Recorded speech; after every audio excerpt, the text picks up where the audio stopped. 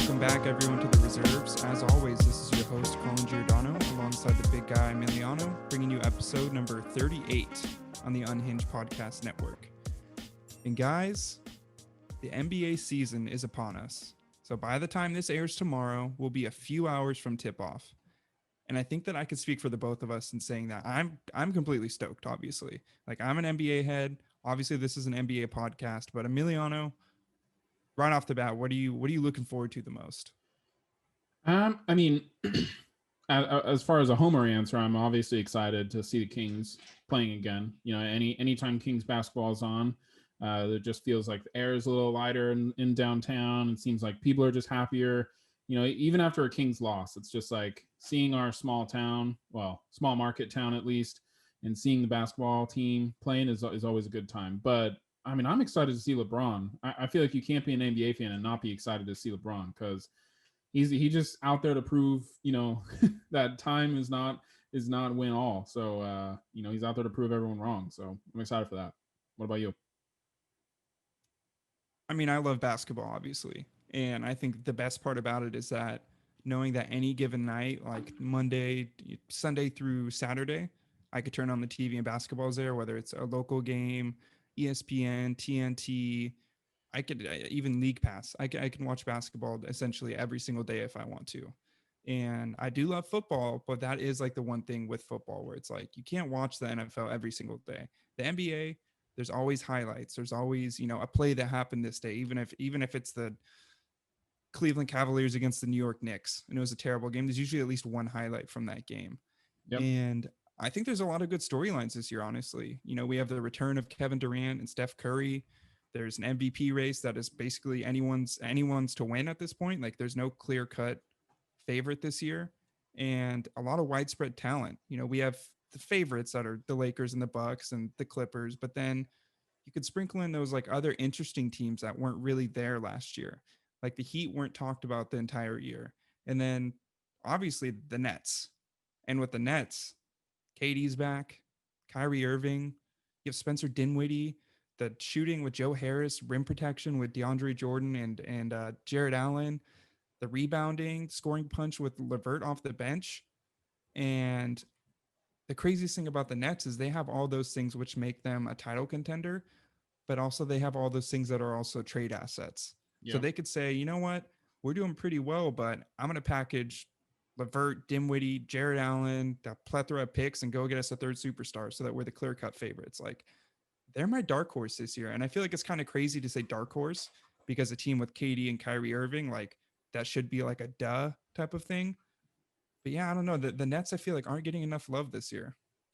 Well, I mean, you know, I think it's split into two categories as to why. One, it's the Nets. So I feel like, you know, New York basketball in general, both the teams there, unfortunately just have this stigma about them that they're going to find a way to screw things up.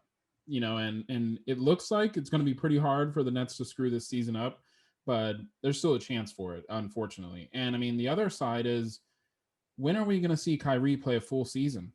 When is it going to Ever. happen? When are we going to see him go into the playoffs healthy, contribute to a real, you know, an entire round of NBA playoff basketball? And if Durant loses his second superstar, and I'm sorry, but DeAndre Jordan is just not the superstar that he used to be. So if KD loses his second superstar, is that still enough to carry the Nets through the East and through the finals, which we're assuming is going to be through LeBron? My answer is no. So for me, I mean, that's really why they may not be getting the love, is because there's this real chance that they walk into the playoffs the same exact team, just adding Kevin Durant. Yeah. But the crazy thing about the Nets is that Kyrie goes down.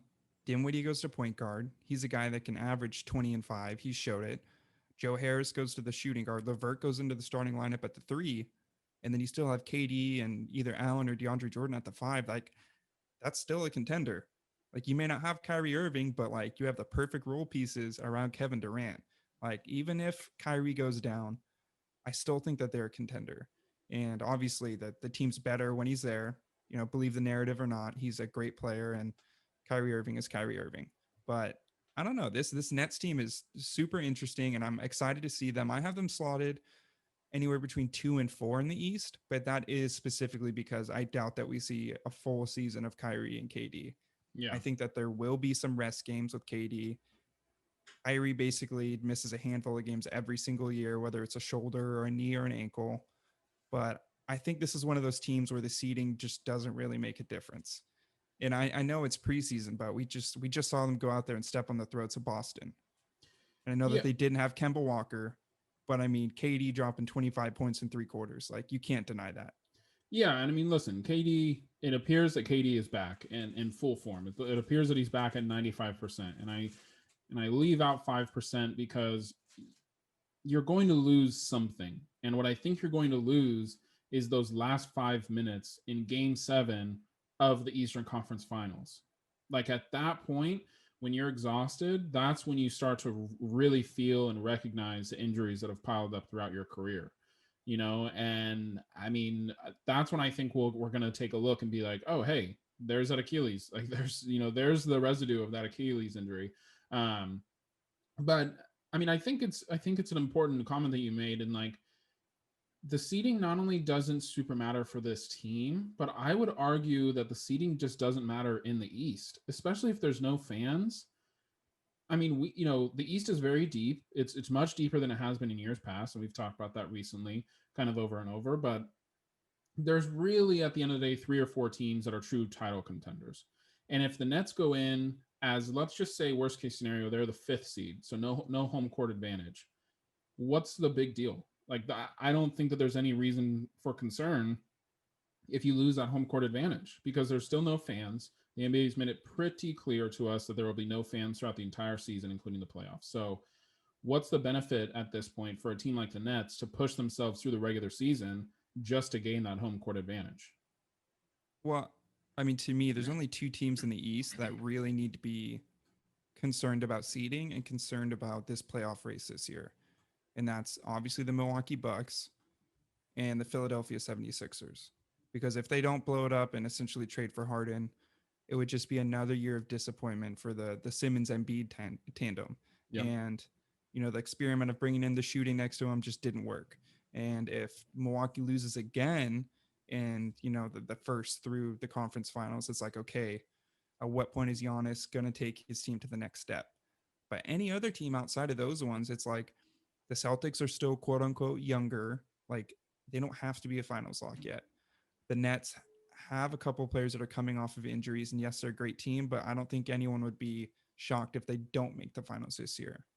So if I'm 2 teams in the East, I don't know. I would just be concerned if I was Philadelphia and Milwaukee about the seeding. Like, if I'm not top 4 for one of those teams, like, I'm worried about facing the Heat. I'm worried about even facing teams like the Wizards or the Hawks. Like, there's a lot of upset teams in the East, and there's a potential that Milwaukee or even Philadelphia can get bounced in the first couple of rounds. Yeah, I mean that's what's crazy about the East this year is, you know, it's silly to think, but the way that I look at it is like the Hawks could randomly beat, the Sixers in round 1, but the Sixers have a better chance of beating the Lakers in the finals than the Hawks would. And I know that's counterintuitive to think about, because if the Hawks could beat the Sixers, and they should be able to beat the Lakers, but that's kind of like where the East is at right now. Like, one-on-one in the East, it's really anybody's game, but there are only a select few teams that we believe could take on a team like the Lakers in a final situation. Yeah, I don't know if I've ever seen a team like the Philadelphia 76ers where I think that they could beat anyone on any given night, but I also think that anyone could beat them on any given night. Like, I don't know if I've seen another team like that. And I guess the opposite would have been, Homer answer the Kings over the last couple of years. Like, we could lose to anyone. I saw us lose to the Knicks. I saw us lose to the Hornets twice, but also, like, we can go out there and beat the Bucks randomly. But that Philadelphia team gives me ulcers every single year from stress. Yeah, I can't imagine being a Sixers fan right now. I mean, there's just they're kind of in, Matt George actually gave us the term, like, in that NBA purgatory right outside of where the Kings are, where they're not even a lottery team. They're too good to be a lottery team, but not quite good enough to win a finals. And they're kind of, quietly ruining Simmons, like ripe young age. Before we know it, it's going to be entering into the time of which one of these guys do you trade, and not just theories and rumors, but seriously the Sixers organization coming out and basically saying we're going to trade one of these guys. Because if in the next couple of years if they don't win a finals, and I don't think that it's going to happen in these next couple of years, but in the next couple of years, if it doesn't happen, you have to. You don't have a choice but to trade one of those two guys. I think that year's this year. Like if they don't go Hmm. out there and win it, it's like okay, that tandem's been together for this is the fourth season, I think. Believe so. And it's like you've tried different role players, you tried going big, you tried getting rid of the bigs this year and going smaller with the shooting. It's like okay, that's a last ditch effort. Like if that doesn't work this year, then it's you break it apart, I think. Yeah. And there's going to be a lot of people in that front office that are their jobs are kind of hinging on the success this year. So I think that if it's not going well by the trade deadline, that we see a lot of moves. But I know we were just talking about the Bucks. Obviously we have to touch on Giannis signing his contract extension, and to me that's a win-win from the Bucks Oh yeah. because you got your MVP back, the best player in the NBA, some would argue, but also let's say it doesn't work out in the next couple of years and he wants a trade, you have the number one trade chip in the NBA besides maybe Luca. Yep. So it's a win-win for them because it doesn't work out, you don't win a championship, and things start to go sour, then you trade him for all the assets in the world and just rebuild. Yep. Yeah. No, I mean, I would say it's a win-win-win because like I just don't think that Giannis, there are people that were like built to be in the spotlight, and the people that were built to be a New York Knick or to be a Laker, or to be a Heat, and I just feel like Giannis just like randomly is really, really, really freaking good at basketball, and he just wants to play basketball. Like I don't see Giannis being the guy that has a TV deal after his career is over. I see him buying the nicest, biggest house in all of Greece and just retiring forever. Like he's going to disappear, and that's totally fine. He's not that guy. He just wants to go out there and play basketball. And something that ESPN kind of mentioned while I was listening, or it might have been FS1, one of the talk shows, you know, are we even certain that Giannis's like real passion is a championship? Are we sure that that's his true passion is winning a championship? Or do you think that maybe he's just cool with playing basketball, being one of the best in the world, building up his MVPs and getting out of here? I mean, I even during his press conference, like he just didn't seem stoked about the upcoming season. He was just like, yeah, I love playing basketball. I love being here in Milwaukee. And that was really it. Yeah, I mean, to me, Giannis is one of those players that knows his roots. He knows where he came from. We've all heard the story about him basically sending his initial contract money back to his family and walking to the Milwaukee games. And he's just loyal. He's loyal to the franchise that gave him the money. He's loyal to the fans that have supported him and bought his jerseys and bought his shoes. And I think obviously you can't say that he doesn't want to win a championship because everyone wants to win a championship. Let's be real, but he's just loyal to the team that was loyal to him. They took a waiver on him and drafted him in the lottery, and it obviously worked out for Milwaukee. But Mm-hmm. I just think Giannis is super loyal, and that's it. Like, send the tweet. He's just a loyal guy, Yeah. and I don't think that he needs a spotlight. I think that he can shine in it, and he is a marketable player. But I don't think that he's worried about playing in a big market. He just wants to win in the market that chose him. Yeah, no, I mean, absolutely. And, loyalty is not something that you can buy. I mean, I think that, the Cavaliers would have, given LeBron the arena income, if it meant him staying in Cleveland, right? But he just chose to go somewhere else. So loyalty is truly something that you can't buy. And, Adam Silver was in an interview this morning and he said it. I mean, this is exactly what, the bargaining agreement was intended for. It was meant so that these small market teams could give their best players that they drafted more money than other teams. And, correct me if I'm wrong, but this is really the first time that we're seeing that work out for the team that drafted the perennial all-star, the lifelong, superstar. And I'm happy for him. I'm happy for the Bucks. I'm happy for Giannis. I'm happy for the Eastern Conference. The worst case scenario is that Giannis came over to the West, and we're in yet again a situation where the West is just absolutely loaded. Yeah, and I think the main difference between the Giannis situation and what happened with LeBron in Cleveland is that Milwaukee tried, and they have Yes. been trying. They got Bledsoe, they got the shooting around him with George Hill and Brooke Lopez.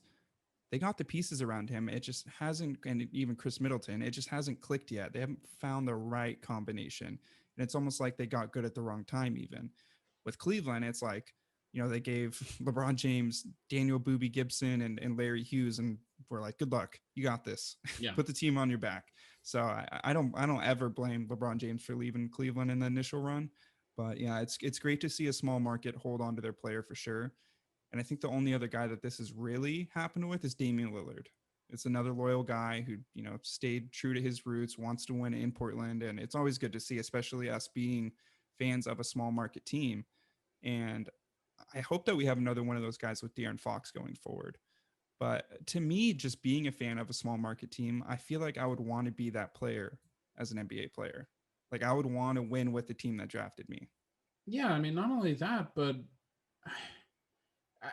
and I mean, this like goes back to the whole argument of like what KD did wrong, and I don't want to open up that can of worms, but it's kind of like the sense of achievement that Giannis is going to get when he does finally win a championship with the Bucks. That is going to be a high that is going to live with him for the rest of his life. Kevin Durant is going to have to live the rest of his life knowing that he did not win a championship for the Oklahoma City Thunder. And he's probably, maybe he doesn't think about it because he's won championships since then. So maybe it's completely out of his mind. But he very well could have. If he had done what Giannis did and just stuck with the Oklahoma City Thunder, there's a very good chance that they could have not one, but multiple championships. And so, like, I'm so looking forward to it. I do think that that's going to happen. We should get that out of the way right now. This means that the Bucks will win a championship somewhere along the line in the next 5 years. They're going to figure it out, or Giannis is just going to get that much better to where LeBron carries them through to the finals. All right, guys, we want to take a quick break and let you know about our friends at Fanatics. That's right. The Reserves podcast, as well as the Unhinged podcast network, have partnered with Fanatics. Now, Colin, I know that you're a fan of the San Francisco 49ers and the Sacramento Kings, and I could not think of a better place for you to find all of your shopping needs than Fanatics. That's right. Fanatics got it. They have the hats, the sweaters, the shirts, the jerseys, you name it, they have it. So head to our link tree in our bio, go to fanatics.com, get yourself, your mom, your grandma, your uncle, their favorite sports memorabilia. That's right. One-stop shop for everything Fanatics. Yeah. And, speaking about max money and I don't know, I'm almost at a loss for words right now because we just saw Rudy Gobert get $205 million. And they initially offered him a max contract, and Gobert was like, I want the super max. I deserve it. You can't replace me. You're a small market.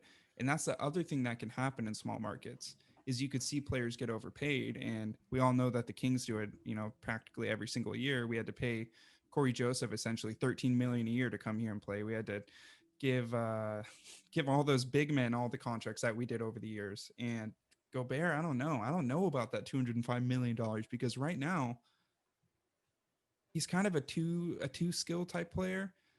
He's a defensive anchor, can be a little bit of a liability on defense on the perimeter on switches, can score on, rim running plays on the opposite side. But, you put him against Jokic, someone who's stretching the floor. I don't know. I don't know if he's worth $205 million, but no, Utah had to pay him that money to keep the core together. And that's just it. Listen, in a 5-car garage, Rudy Gobert is the $80,000 truck that you use 3 times in the summer to tow the boat. And you paid $80,000 for it because you can afford it, but you constantly are wondering why you purchased this expensive, thing that really only does 2 or 3 things for you. And that's what the Jazz are going to be looking at 2 or 3 years from now, in my opinion. Maybe not next year. Donovan Mitchell is good enough to maybe cover up some of the weaknesses that Gobert has, especially on the offensive side of the ball. But I mean, when it comes time for the Jazz to be expected to be in a championship contending conversation, they're going to be looking at this contract and wondering why the hell they did this. And this is not going to be a good contract to trade.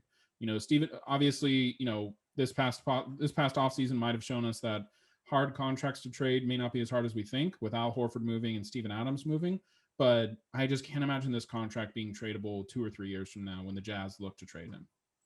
Yeah, and is a tandem of Rudy Gobert and Donovan Mitchell good enough for a championship in the West? I don't think so. And I'm not No. saying that they shouldn't have paid him because I think ultimately that's what they had to do. It's like if Marvin Bagley has a good, showing this year and he doesn't get injured, but then the following year he gets a little bit of a nagging injury. It's like we almost have to pay him just for upside because we're a small market. And it's like the Harrison Barnes contract that we gave out, the Buddy Hield contract that we gave out. Small markets just have to overpay, and that's that. Like if you want to be relevant, especially in the West as a small market, you got to pay your players and you got to pay them big. And we saw Yep. that with Rudy Gobert. Yep. Yeah. And I mean, that is the way that it is. We saw, two sides of the same coin, I think, is kind of, what Colin was getting at right at the beginning, in that, you know, we saw two players get absolute max money. One of them probably absolutely deserves it. And one of them was just, you paid him that out of necessity. And that's really unfortunate. It's unfortunate that's where the NBA is at. But to no fault of Adam Silver, I mean, if you're Adam Silver, Colin, is there even an answer to this, true epidemic, not to use that term lightly, but the true epidemic in the NBA of superstars kind of fleeing small market teams? Is there even a solution? Because I don't see one. So I can't hate on these teams for having to do this. I can't hate on Adam Silver and the league, because what are you supposed to do? No, you can't change the market that you're in. Like they tried fixing it essentially with, bringing in the super max and the restricted free agency in the way that they set up basically, the 8 years after a player is drafted, they tried to frame it to where like you want to stay where you were drafted. You'll get the max money that way, and it'll be the best for you in the long run financially. So I think Adam Silver has done a great job. And we've seen a lot of players, 20 years ago leave the small market teams or threaten to even not play for the team if they drafted him. We saw it with, I think it was Stephon Marbury, didn't want to Hmm. play with the team that was going to draft him and, ultimately threatened his way to a different team. And we just don't see that happen anymore. We see a lot of players stay with their teams for at least, 4 to 8 years, which is a huge improvement from what we've seen in the past. Like, I wouldn't be shocked if De'Aaron Fox is with the Kings for 8 years, even if we're losing every single year. Like, Yeah. it wouldn't blow me away. Even Cousins was loyal to the soil because we were paying him every single year, and that's where he's going to get the most money. Yeah. So I think he's done a great job, and it's as good of a job as you possibly can do. And I mean, a contract that I did see that I liked that might be an unpopular opinion is I like the Kyle Kuzma contract. They locked him up for 3 more years, $40 million. That's an upside player who could potentially put up 18 a game on, strong efficiency, but also it's a tradable contract. 13 million a year is not bad. Like you guys just heard me a couple minutes ago say Corey Joseph is getting $13 million a year. So let that sink in. Yeah. No, I mean, you basically set yourself up to have, at the minimum, the core of LeBron, AD, and Kuzma through the next 3 years. And as long as you have that core, as long as someone like Kyle Kuzma is your third scoring option, you're going to be relevant. If Kyle Kuzma is your number one scoring option, maybe not.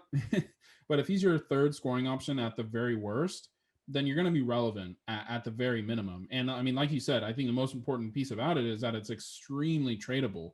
This might have just turned into, kind of the Brook Lopez situation of the Milwaukee Bucks from a couple of years ago.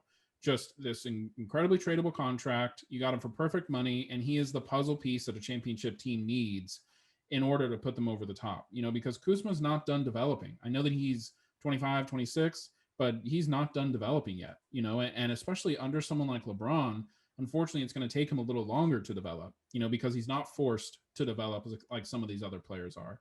But I mean, it's honestly a win-win for Kuzma as well, because this gives him this amount of time to play under LeBron, play under AD, and 3 years from now, I mean, he could be looking at max money. If he wins another championship and contributes, there's no reason why another team is not going to give him max money 3 years from now. Yeah, I mean, he has the ultimate mentor in LeBron James. Like, who else would you rather learn from than arguably the GOAT? But then he also doesn't have the stress or the burden of having to be the number two option because that's arguably LeBron or Anthony Davis. So he essentially just gets to sit in this little niche for like the next 3 years, like a little nest egg, and be a really, really great role player, put up 15, 16 a game, be there if he needs to. If LeBron's having an off game or AD goes down with a little nagging injury, he has the opportunity to essentially set himself up for a max contract in the next 3 years. So I like what you said. I And agree. so, and let me say this because I took the time to pull it up, and they have Contavious Caldwell Pope, LeBron James, Anthony Davis, and Kyle Kuzma now locked up through the end of the 2022-2023 season. So I know this isn't in our discussion, but what's the minimum amount of championships that a core like that could win? Because I'm thinking it's at least one more. But in the next 3 years, you have those four players as key cornerstone pieces. I mean, the Lakers turned around this franchise in what feels like one off season essentially. Yeah, well, I mean, a minimum of one, I think. I think that they do win this year ultimately. But also, you have like other nest eggs that they're sitting on, like Taylor Horton Tucker. We saw him going off in preseason, and I Who's know that? it's pre. Who's this guy? I know it's preseason, but I mean, even LeBron's been talking about him for essentially the last year. So if that guy pans out to what everyone thinks that he's going to be, like that's just another, Laker luxury that they got. So they all of a sudden get a role player that's, 16 points off the bench. That's potentially two championships, three championships. Like the sky's the limit for this Lakers team. They have arguably the best big in the game in Anthony Davis, who his coach said that he wants him shooting 4 to 6 threes a game, which I think he's capable of. You have the best point guard in the game, the point forward in LeBron James. You surround him with shooters and perimeter defenders. Sky's the limit. Like it's ultimately, I think it's them potentially losing a championship compared to them winning it because they can win it every single year, Yeah. but there's sometimes where the team just comes out and they don't perform. And I think that's the only way that I could see them not winning multiple championships. Yeah, no, completely agree. And I mean, I wish that this had happened before our discussion about Executive of the Year last episode, because this basically locks it up. I think for the Lakers organization, winning Executive of the Year and very well might might look like the number one seed in the West for now the next 2 to 3 years. So congrats to the Lakers, congrats to Kuzma. Yeah, I mean, as much as Kyle Kuzma is a meme, he's a power forward that can put up 15 a game on 35% from three. Like those are hard to come by. So Yeah, great signing. Rob Pelinka strikes again, man. And we even talked about players that are loyal to the soil this episode. The Damian Lillards, the Giannis, the De'Aaron Fox type players. But then we have the news of James Harden again in the headlines.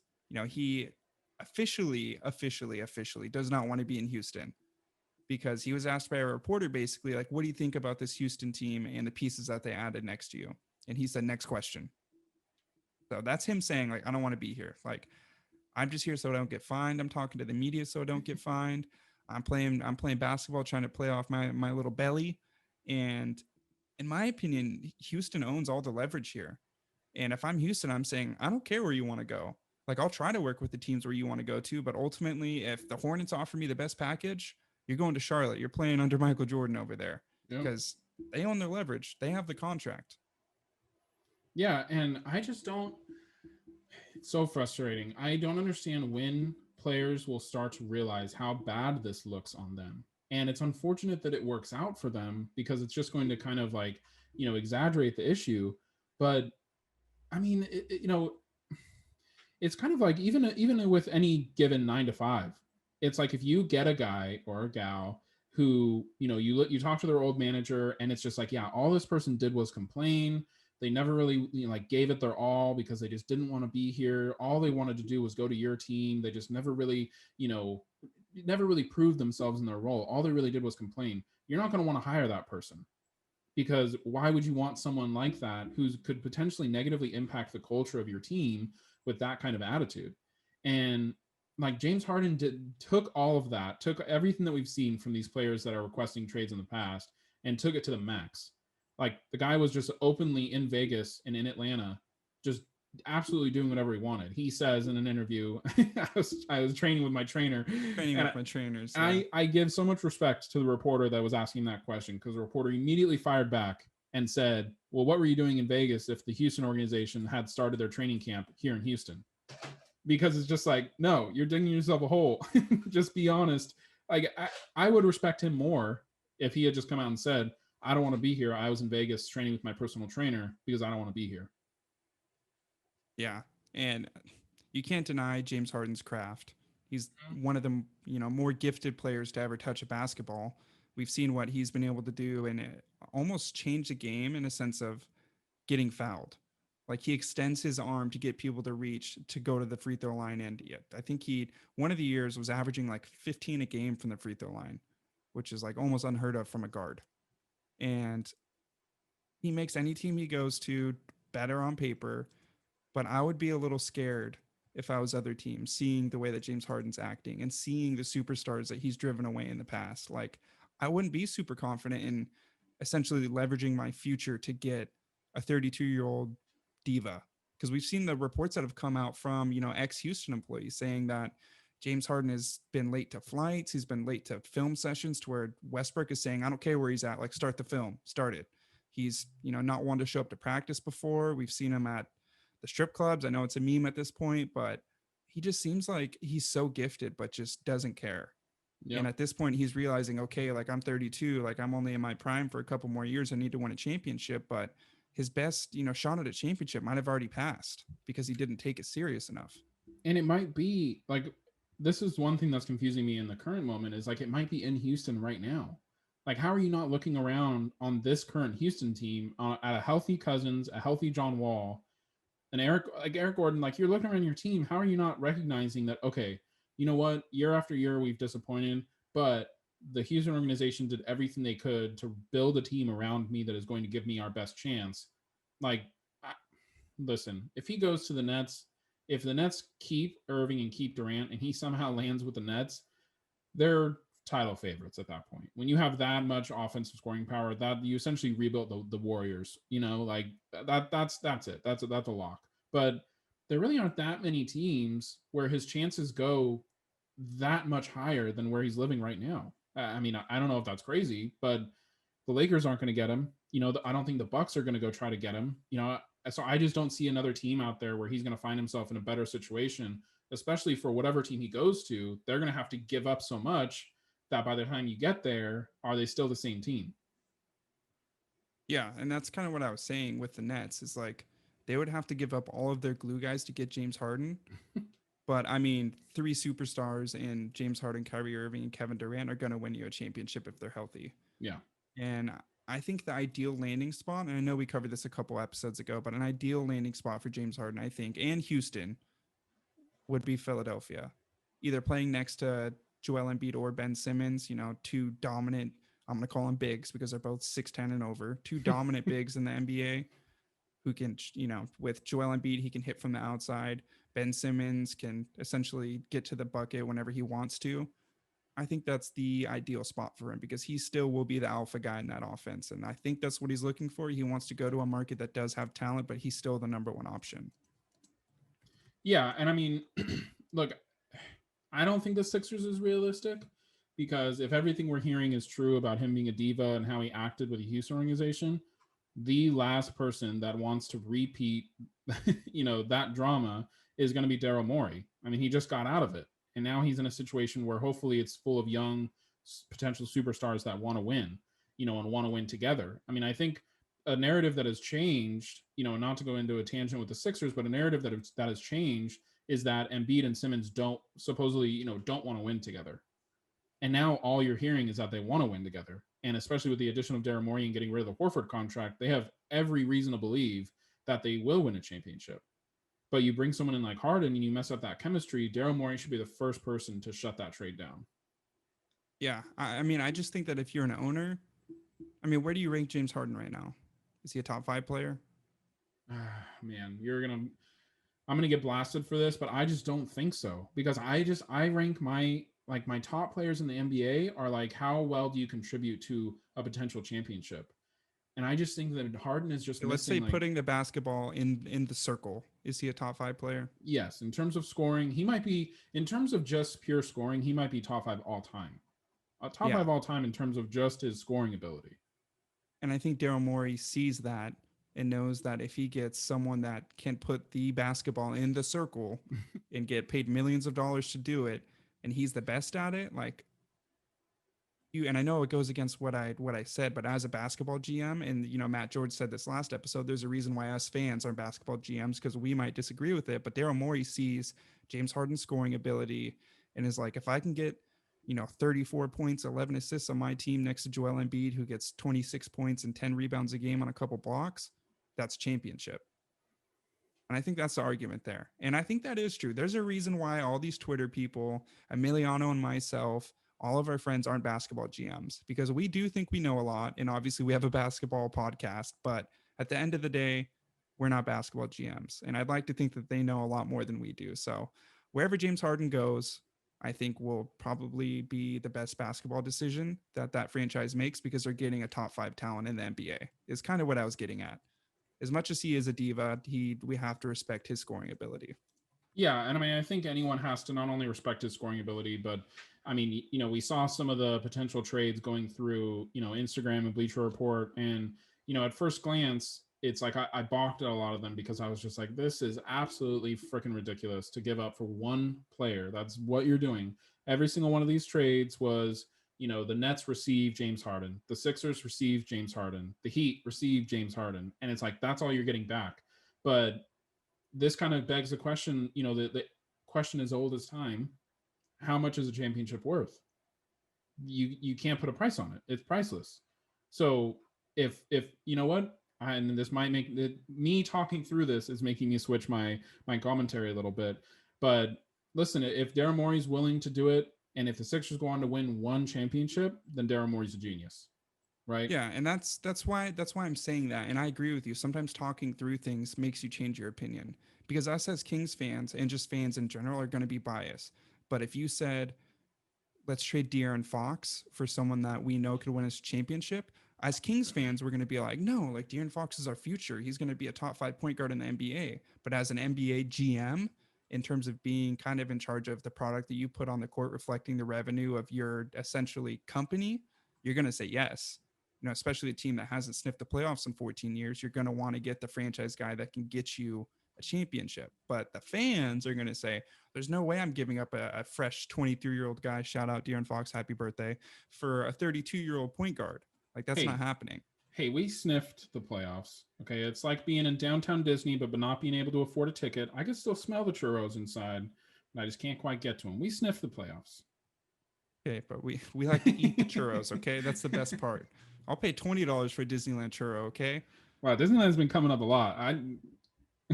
Maybe we need the ad space for Disneyland. Shout out to Disney. Yeah, your friends and your partners, Disneyland churros, brought to you by the reserves. But I mean, James Harden seems to be the topic right now. So why don't we just use the hot take time to talk about potential James Harden landing spots? Ah, my hand, that's hot. This was hot too. Okay, we're trapped, everyone for himself. All right, Emiliano. So put your GM hat on, right? You're one day away from NBA tip-off. You have James Harden on your team, and you have the ability to essentially change your future for the next 5 to 10 years with these trade offers. So we're going to go from worst to best in terms of the franchises that are offering you these things. So, the New York Knicks hit your line. It's 11 p.m. You're on your couch and they say, hey, give us James Harden and we'll give you RJ Barrett, Julius Randle, a 2021 first round pick, a 2023 first round pick, a 2025 first round pick, and 2 second round picks. What do you say to that? I'm saying that I want Obi Toppin instead of Julius Randle, one. Although I think that might flip the Knicks to denying that. But I mean, the best part about this trade is that you can rely on the Knicks potentially not being good still in 2025. So yeah. I'm banking on that being a lottery pick all the way through to 2025, which the Rockets desperately need first round picks. So I know all of the trades on there are pretty crazy, but for this one to be the worst one of the bucket, I'm excited. I'm excited to hear the rest. Okay, so next up, you just got off the phone with the Knicks. The Denver Nuggets call you, and they say, hey, give us James Harden. We'll give you Gary Harris, Will Barton, Michael Porter Jr., a 2021 first-round pick, and a 2025 first-round pick. So this one is a little bit different than the Knicks because these first-round picks are not going to be lotto picks through 2025. The Denver Nuggets will be a fringe championship contender for the next 5 years. So that's my first reaction. Now, if I'm James Harden, this should be one of my favorite landing spots. You put me beside Jamal Murray and Jokic, we are winning a championship. Like, shout out to Nico, shout out to Far Under the Bench. If you guys land James Harden, you guys are potentially championship favorites on the West. Like, that really changes things for you. But For the Rockets, this one, I'm just not sure. You have an unproven star, not even star. You have an unproven, untapped potential in Michael Porter Jr., Gary Harris, who has proven himself out of being a star. And then who was the third guy? Will Barton. Exactly. So I don't see it. I don't see that for the Rockets. I might even put, not to mix up your list, but I might even put the Knicks above that one because I think for what the Rockets are getting back, it's not worth it. Yeah. So you get off the phone with the Knicks, get off the phone with the Nuggets, and you're getting one more call. And you look at your phone, and it's the Brooklyn Nets. And they say, hey, give us James Harden. We'll give you Karis LeVert, Spencer Dinwiddie, Taurean Prince, a 2021 first-round pick, a 2023 first-round pick, and a 2025 first-round pick. So that's 3 first-round picks. Now, if I'm the Nets, I have to be having a little bit of deja vu because I feel like I just did this for Kevin Garnett, Paul Pierce, and a point guard that no one will remember his name. But I mean, this is a championship. This is the price you pay for a championship. I know we just said that it's priceless, but we also just said that if Harden lands with the Nets, that's a championship. And so this is the answer to the question, what are you willing to pay for that? And the Nets are willing to pay for their future. They are willing to pay their future for James Harden. And on both sides, this is a win. I completely agree that this is the best option because this is a win for both sides. In 5 years, we don't know what Durant is going to look like in 5 years, even if he's going to be in Brooklyn in 5 years. Kyrie is going to injure himself out of the NBA in the next 5 years, unfortunately. I just don't see him lasting that long. And, James Harden is going to be 37 in 5 years, which the 2025 first-round pick from the Brooklyn Nets very well could turn right into a lottery pick. We could be looking at that short 5-year windows that so many teams have. So this is a win for both sides. This is, I think, James Harden's, number one landing spot. And if I'm the Rockets, it's tough because all those first-round picks from the Knicks always look so tasty. But I think I'm going with the Nets. Yeah. And this last phone call that you're getting would be my favorite, I think. Okay. You get off the phone with all 3 of those teams. You're getting one last phone call before bed. And you look at your phone and you see that it's the Golden State Warriors. Okay. Right away, you think to yourself, I don't want to trade James Harden to, an interconference rival, like someone that's out here in the West with us. But they say, give us James Harden. We'll give you Andrew Wiggins, James Wiseman, 2021 first round pick, a 2023 first round pick, a 2025 first round pick, and a second round pick. So you're getting potentially, a franchise center and a crap ton of draft capital in return. So that would be John Wall, Eric Gordon, Andrew Wiggins, DeMarcus Cousins, and James Wiseman as my starting 5. For now. And the other thing to think about, is Cousins is a tradable contract. Andrew Wiggins salary still matches up with other max contracts. So you could even trade that in a year. All of the contracts that you have in terms of your future are all tradable contracts. And you just got James Wiseman and all the draft capital in the world. Yeah, no, I don't know, that Nets offer is just so tempting, and I just keep going back to all the draft picks from the Knicks, but this one's tough because, like you said, it's not only inter-conference, but it's interdivision. But I mean, I think that if you're thinking long-term, what's my long-term play?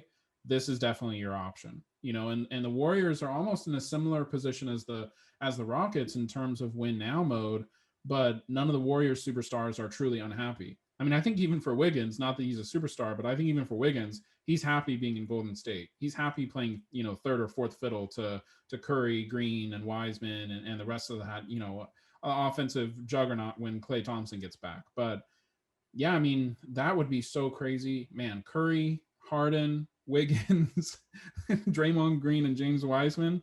That's scary. I don't even really want to think about that. I don't want to see the Warriors back in the finals. So no, I'm denying that one. But as an NBA GM, you're going to say yes. Yes, absolutely. Okay, so you heard it, guys. James Harden confirmed going to the Golden State Warriors this year from your local GM, Emiliano Lara. Take that, Woj. Take that, Woj. That was an Emiliano bomb. Right Emiliano there. Bomb. Big guy bomb. Big. The big Gab bomb. You guys heard it. All right, Emiliano, and as always, we have come to the end of our episode. Yes. But like I said, by the time this posts, the NBA season's about to be tipped off. So on a good note, why don't you just close out the episode? Yeah, you guys, we say this every time, and I just want to make sure everyone's listening.